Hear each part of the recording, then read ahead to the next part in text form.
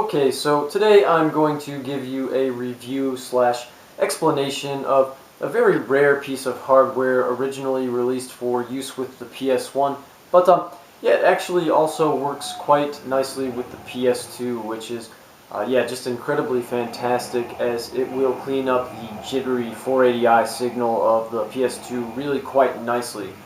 So yes, we're going to be talking about the Waka Up Scan Converter, which was released back in 1996 with the hardware model number SLPH-00016. Yeah, which, if you think about it, makes it quite a highly unique device, just in terms of the fact that it's really the only upscan converter to ever be officially licensed for any home video game console. So, what is it, you're probably wondering? I guess in short, the Waka, it's a line doubling upscan converter, which also acts as a sort of deinterlacing device when used in conjunction with the PS2, which, wow, is just, like I said, incredibly nice, and I'll touch on that later in the video. But yeah, first of all, in regards to using it with the PS1, it allows you to play low-resolution games in high-resolution on, for instance, a PC CRT monitor. And much like with the XRGB2 and 2 Plus, this is really going to give you the best results when used with this type of monitor. As you can see in the video, I've got it connected to a 31 kilohertz PC CRT monitor, an IBM. Yeah, it just looks absolutely brilliant. What else can I say about that? I suppose also, if you so wish, you can also connect it up to an HD TV that has a VGA input as well, but you're probably going to get much better results with a PC CRT monitor.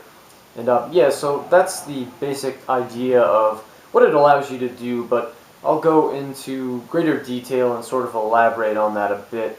So yeah, it's taking that low-res 320 by 240, 240p of the PlayStation, which of course was originally intended to be displayed on a 15 kilohertz standard definition CRT. And it's doubling the lines, which consequently doubles the resolution up to 640 by 480 VGA, essentially 480p, so a much higher resolution. And wow, I mean, it looks absolutely pixel perfect because everything is exactly doubled. So the 640 by 480 VGA image that the Waka creates on a 31 kilohertz PC CRT monitor is really a whole lot sharper, just more vivid and crisp, with better clarity than really what you're going to be able to achieve when connecting a PS1 to, something like a 15 kilohertz standard definition CRT, outputting at 320 by 240, 240p. And also, the really fantastic thing about this device is that you get absolutely zero input lag, which, yeah, like I said, that's just beyond great. And yeah, this device, it's using the PlayStation's just super excellent RGB signal to create an absolutely superb looking picture via VGA. And yeah, being that the PlayStation's native output, like I said, is 320 by 240, 240 progressive, when you're using the PS1 with this device, thankfully there's no extraneous deinterlacing that gets applied. So yeah, it's doing exactly what, for instance, your Microsoft XRGB 2 or 2 Plus units would do for 240p content. And it really does do the job equally as well, I would say. I actually feel perhaps even better than what the Microsoft XRGB units do. And I mean, I can personally attest to this, as I do myself own an XRGB2 as well as an XRGB2 Plus. And yeah, now as far as inputs and just connecting the device, the Waka, it features one RGB input cable, and it's actually hardwired into the device itself, and it connects directly to your PlayStation's multi-AV port on the back of the console. On the front, it has a headphone audio output, and you can connect that directly to PC speakers. It has a volume control knob as well. But if you happen to have an older PS1, I'm using it with an older PS1 right now, by the way, you can use the red and white audio outputs on the back of the system. So that's what I'm doing. I've just got them actually connected up to a Bose radio, some really nice speakers on the auxiliary there. But yeah, I mean, that's basically the extent of the onboard controls, just that volume knob. I mean, you simply connect the RGB cable to your PS1, then you obviously connect the VGA cable on your PC monitor to the Waka, and like I said, you're really good to go. No need to adjust or fiddle around with anything. So, yeah, honestly, the Waka just makes PS1 games look so perfect out of the box, and the simplicity and ease of use is really much better than that of the XRGB units. Of course, I suppose on the downside, it can only be used with the PS1 and PS2, but those are very popular systems, of course, and love both of those consoles, so I really enjoy owning a Waka, in addition to my other XRGB upscan converters, which, you know, I use with my other retro consoles and arcade super guns. And I suppose it should be said as well, one thing to consider is that unlike the Microsoft XRGB family of upscan converters, unfortunately the Waka doesn't have a scanline generating option, so it's not really such a big deal. What you're going to have to use is an external scanline generator that works via VGA. So I've got one of my mini SLG units hooked up to the Waka in order to generate scan lines. So, I mean, yeah, honestly, when coupling the device with VGA SLG and just considering the superb RGB image quality that the Waka creates on a 31 kHz PC CRT monitor, you'll really achieve stunningly beautiful results. Okay, so now I've got my PS2 running in conjunction with the Waka, and wow, just look at that absolutely, just beautifully fantastic picture. So I'm just going to set the camera down and, yeah, explain what's going on, how it's sort of deinterlacing this 480i content. So, be right back.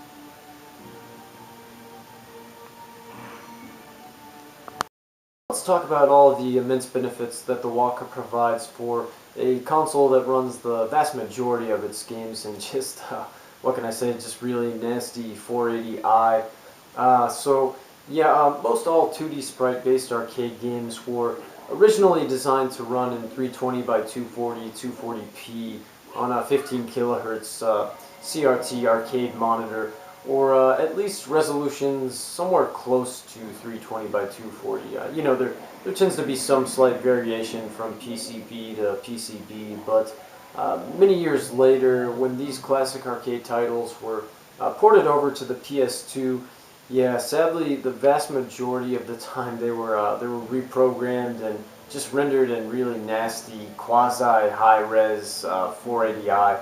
So yeah, this interlaced image, it looks really blurry, shaky, jittery, and it just really destroys the beautiful appearance of these games, the original look they were meant to have.